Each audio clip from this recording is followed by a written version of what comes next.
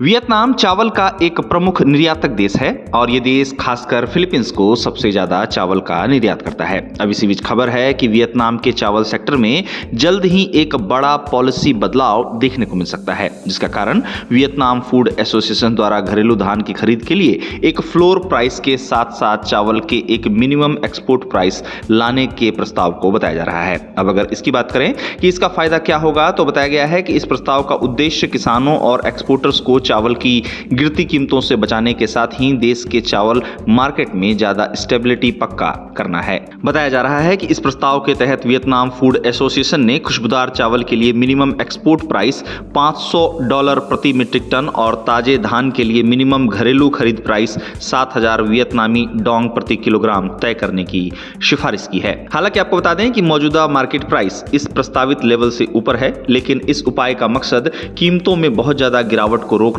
और किसानों तथा एक्सपोर्टर्स दोनों के लिए एक कवच प्रदान करना है। अब इसको लेकर वियतनाम के चावल उत्पादन और एक्सपोर्ट पर नजर रखने वालों का कहना है कि वियतनाम फूड एसोसिएशन के इस प्रस्ताव से वियतनाम के एक्सपोर्टर्स के बीच प्राइस अंडरकटिंग को भी रोकने, चावल उगाने वालों के लिए ज्यादा स्टेबल इनकम को सपोर्ट करते हुए फेयर कंपटीशन बनाए रखने में मदद मिल सकती है। देखा जाए तो एसोसिएशन द्वारा यह प्रस्ताव ऐसे समय में लाया जा रहा है जब वियतनाम के चावल एक्सपोर्ट को फिलीपींस द्वारा चावल के कड़े इंपोर्ट के बाद बढ़ते दबाव का सामना करना पड़ रहा है। बताया जा रहा है कि इंपोर्ट डिमांड में कमी के कारण एक्सपोर्ट की कीमतें कम हुई हैं और इसका प्रभाव यह हुआ है कि एक्सपोर्टर्स और किसानों दोनों के लिए रिटर्न कम होने की चिंता बढ़ गई है। ऐसे में एक्सपोर्टर्स वियतनाम फूड एसोसिएशन के इस प्रस्ताव को वर्तमान की चुनौतियों के बीच किसानों और एक्सपोर्टर्स दोनों के लिए राहत पहुंचा सकने वाला बता रहे हैं। मिनिमम एक्सपोर्ट प्राइस शुरू करने के पीछे का उद्देश्य चावल की कीमतों पर और नीचे जाने वाले दबाव को कम करना तो है ही, साथ ही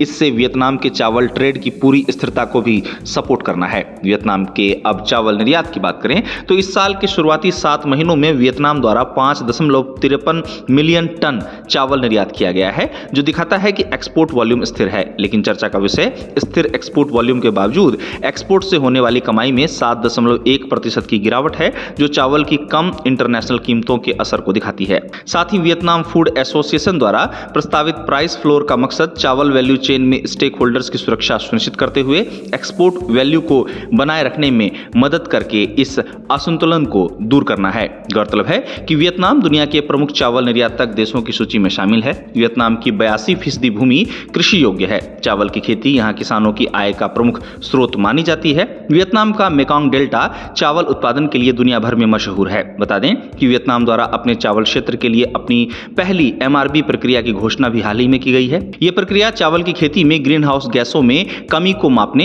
रिपोर्ट करने और सत्यापित करने के लिए एक तंत्र स्थापित करने के लिए डिजाइन की गई है, जो कृषि में प्रमाणन और कार्बन क्रेडिट सत्यापन की नींव रखती है। इस तरह देखा जाए तो वियतनाम का चावल उत्पादन लगातार आगे बढ़ रहा है और उसके चावल की कीमतों में भी हाल ही में तेजी भी देखी गई थी। बता दें कि हाल ही के वर्षों में वियतनाम के खुशबूदार चावल की मांग यूरोपियन देशों में भी खूब देखने को मिली है, जहां यूरोपियन मार्केट में खुशबूदार चावल का एक्सपोर्ट लगातार बढ़ रहा है। बताया गया है कि EU Vietnam free trade agreement इस दिशा में एक अहम भूमिका निभाने वाला है। एक रिपोर्ट के हवाले से सामने आई खबर के मुताबिक इसको लेकर वियतनामी अधिकारियों द्वारा EU Vietnam free trade agreement के तहत खास टैरिफ के लिए एलिजिबल 380 टन से ज्यादा शिपमेंट को सर्टिफाई भी किया गया है। अब बताया जा रहा है कि वियतनाम के चावल सेक्टर में जल्द ही एक बड़ा पॉलिसी बदलाव देखने को मिल सकता है, जिसका कारण वियतनाम फूड एसोसिएशन द्वारा घरेलू धान की खरीद के लिए एक फ्लोर प्राइस के साथ साथ चावल के लिए एक मिनिमम एक्सपोर्ट प्राइस लाने का प्रस्ताव है। अब अगर इसकी बात करें